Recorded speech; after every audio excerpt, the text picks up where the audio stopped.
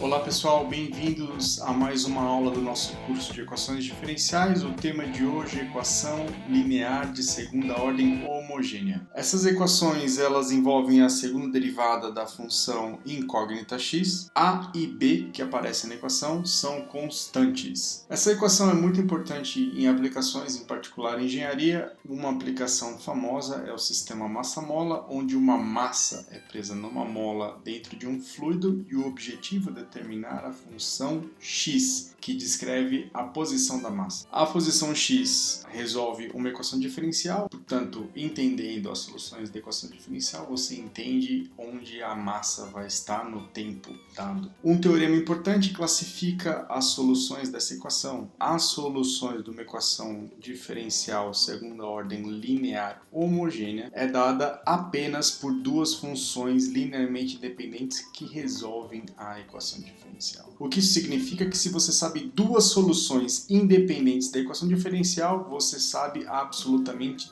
todas. Vamos recapitular o que significa duas soluções serem linearmente independentes. Então, dado duas soluções x1 e x2, eu digo que elas são linearmente independentes se eu tentar resolver alfa x1 mais beta x2 igual a zero. Isso tem que implicar que alfa e beta são zero. Quando isso acontece, eu digo que x1 é independente de x2. Vamos dar uma ilustração aqui. Eu tenho aqui duas funções exponenciais, exponencial de rt e exponencial de st.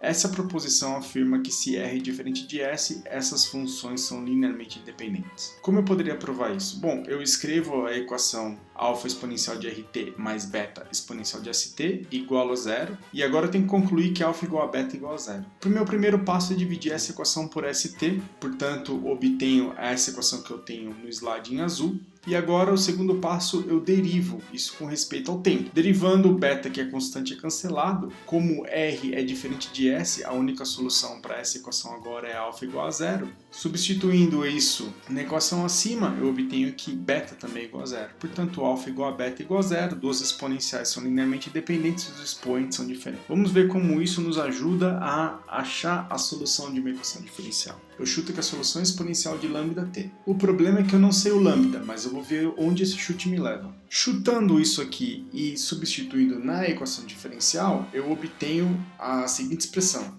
Como a exponencial de lambda t aparece em todo lugar, o que eu vou fazer agora, eu vou cancelar essa exponencial de lambda t e vou achar uma equação para lambda. Essa equação para lambda ela é chamada equação característica, e as raízes dela são as funções que dão certo para resolver a equação diferencial. Em particular agora, se essa equação do segundo grau para lambda tem duas raízes distintas, então eu acho duas funções linearmente independentes. A solução da equação diferencial é a combinação dessas duas. Por isso, pessoal, essa equação de segundo grau linear homogênea, ela não tem segredo, dá para resolver todas com o seguinte método. Vamos recapitular. Alguém me dá uma equação de segunda ordem, eu passo para a equação característica, acho uma equação de segundo grau para lambda, resolvo ela.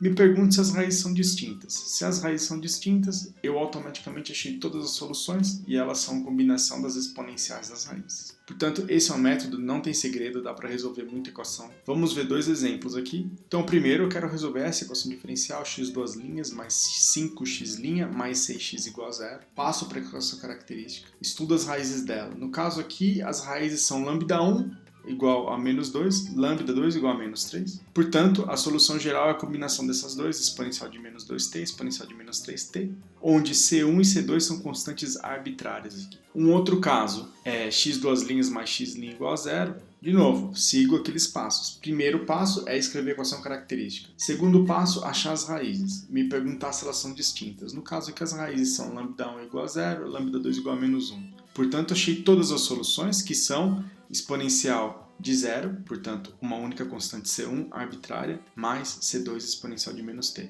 Esse é o conjunto de solução dessa equação. Na próxima aula, nós vamos estudar equações com termos não homogêneos.